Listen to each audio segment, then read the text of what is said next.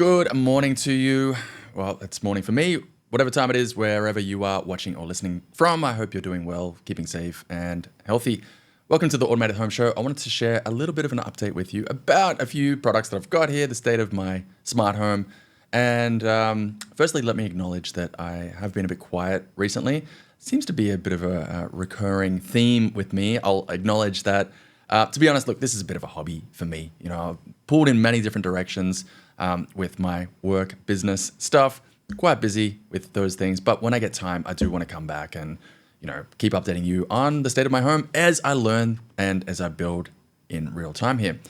So, look, recently I think I shared a couple of updates. Maybe you received this via, however you want to pronounce that, by email. And, the main things that were on my mind really were Wi-Fi 7. I did actually buy a new Wi-Fi 7 Asus router, and it took me a few months to actually get that sorted out. But thankfully, finally, now in our home, we do have Wi-Fi 7, and it is so good because I don't know about you, but one thing that I really struggle with quite a few smart home devices is when you're trying to set the thing up for the first time. If you have a merged Wi-Fi band, so you've got 2.4 and 5 gigahertz, and they're on the same band, I just find it impossible for some devices to connect to the 2.4 to get that device online in the first instance. Now, I know I've spoken to David Webster about this extensively. I know the trick. You take yourself to the limit of Wi-Fi coverage, take one step back inside, and that should be 2.4. I know the trick.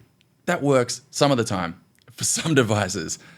Maybe you know what I'm talking about. Maybe you can relate. But there have been a few devices where it just wouldn't work. And I honestly spent hours trying to connect these smart home devices. It was driving me nuts. So one thing I have done with this Wi-Fi 7 router is we've got a few different bands. We have one band, which is like everything. We've got 2.4, 5, 6 gigahertz. It's all combined. So that allows and facilitates band steering. Okay, fantastic. We also have another band, which is 2.4 only. So that's like my backup. That's my plan B. If I can't get a smart device to connect on the merged band, well, I'll use that as a fail-safe. And I think I have another one that's maybe 5 gig only.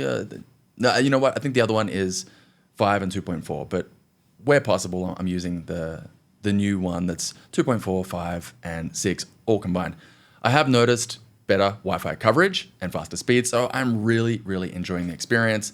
So thank you to the people that emailed me to help me understand that this is something I should be doing and to help me make decisions about what products I should go about getting. But yeah, to be honest, I was really struggling to get that thing set up. If you've been following along, you know the story there. But finally, it's up and running and everything is cool. The other big problem that has been on my mind since we moved to this new place, and it's kind of ridiculous because in our old place, we had a whole bunch of smart bulbs, both Zigbee and Wi-Fi, a couple of different brands. And of course, when we moved out, I took those bulbs out of the fixtures and I brought them along to the new place, thinking, okay, when we move in, I'm gonna, insert them into a couple of different locations around our home here, and then I'll be able to run some automations with those smart bulbs. And then to my horror, I looked up, and I'll have to show you at some point, but if you've seen this already in the emails, but I looked up at the ceiling and I noticed that our light coverings are so-called integrated lights. Okay, they look nice, and apparently they have like a really long shelf life. They last forever, apparently, but unfortunately, they're not the sort of thing that you can replace with bulbs. So this was like a crushing realization for me. I thought, oh, what's going on here? I've moved into a place and I can't even use these smart bulbs. So then I started exploring other options. Again, thank you mostly to David, but also to some other people that contacted me with some suggestions as well. I appreciate it. So let me show you what I got here. I've got my coffee here, by the way. So I did a trip to IKEA a couple of weeks ago now, and I grabbed this. It's huge. It's huge. So as you can see, I haven't got it set up yet, but it is the IKEA Jetstrom. And I checked before I grabbed this and paid for it in IKEA.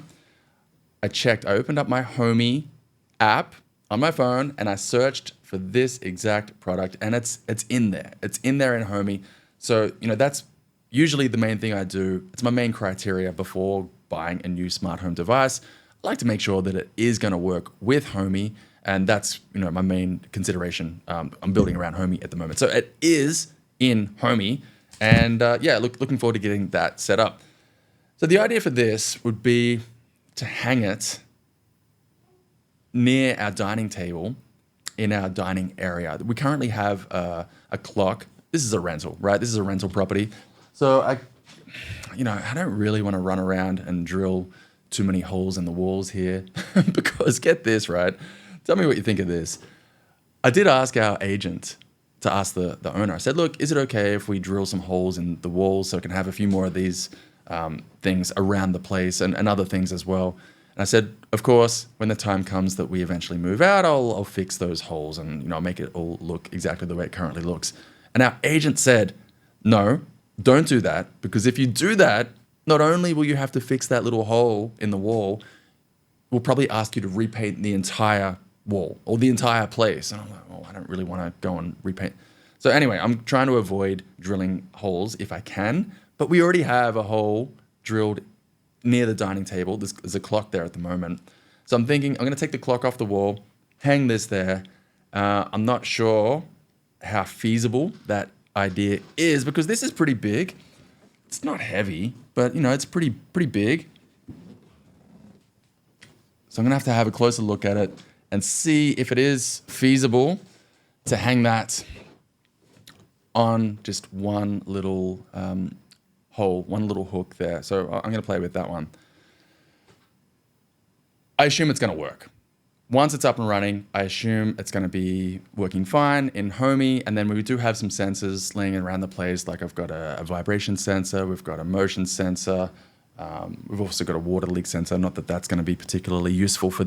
Oh, no, it will be actually, because I did have, as part of the water leak sensor in our old place, if water leak was detected, part of the notification was a light would turn on. So yeah, I would actually use that as well. But the point is, I have some sensors that I can use to trigger automations or what Homey calls flows.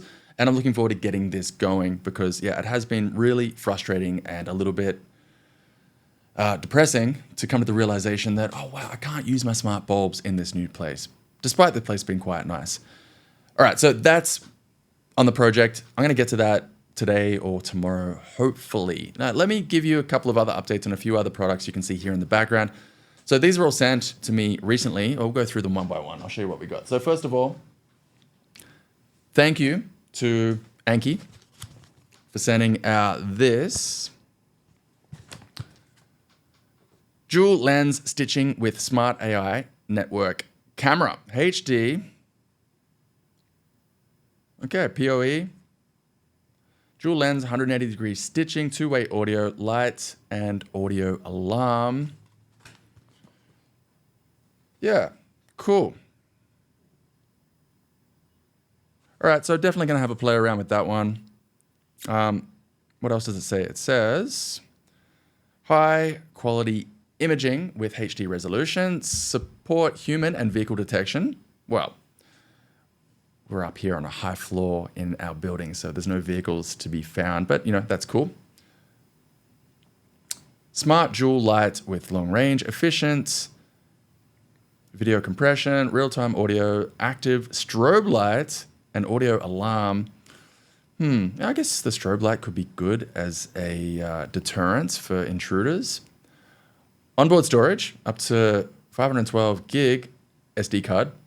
Water and dust resistant. Okay, that's cool. And free Anki app vision for remote control. All right, cool. So I'm going to play around with that at some point as well. Again, these are all on my to-do list to play around with this weekend. Thanks also. Now, this is pretty cool. Thank you to Akara for sending out the doorbell camera hub G410. This looks great. So this says wide angle lens with 4:3 aspect ratio, wide or battery powered. That's cool. Local facial recognition, local storage with end-to-end encryption, millimeter wave radar detection. Oh, that's nice. Zigbee hub and thread-enabled Matter controller. Oh, yeah, obviously. It says on the front, works with Apple Home, works with Samsung SmartThings, works with IFTTT. Built on Thread, works with Amazon. I'm not going to say the A word because we've got a device listening right here. Works with Google Home. Excited for this one. So this will definitely be right there at our front door. Yeah, thank you to Aqara. Also, thank you to Link for sending out eMotion Max and an eMotion Pro and also a THS cable. So yeah, looking forward to getting all of these products opened up and see if I can get them all working in Homey, or if not in the Amazon ecosystem, or if not, I guess just in their native apps. But yeah, thank you to all of these companies, Anki, Aqara, and Link. And I guess thank you to myself for going shopping at Aqara. Sorry, at IKEA. IKEA? How do you say it? Do you say IKEA or IKEA? I say IKEA. But yeah, I guess I bought this myself at IKEA. But look, these are the products that I'm going to be opening today or tomorrow when I get some time. You know, it's the weekend, less busy on the weekend. All right.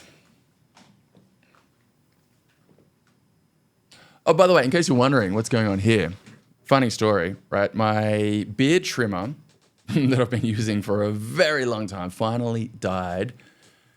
Honestly, I'm surprised it lasted this long. And I did buy a new beard trimmer online. It hasn't arrived yet. I don't know when it's going to arrive, probably in the next few days or a week.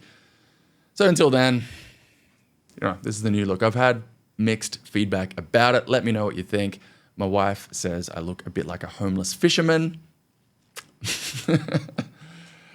I think, look, I don't know. I think I prefer without. I just find it a little bit itchy. But in case you're wondering what's going on here, no, I'm not trying to grow a beard as a fashion statement. My beard trimmer died. I'm waiting for the replacement to arrive. Another little piece of admin that might impact some people is that over the coming month or so, or maybe even sooner than that, on the Automated Home website, you might notice that we're going to have some ads showing up, at least some of the time. As you'll know, I took over Automated Home about 1.5 years ago. It's been quite some time.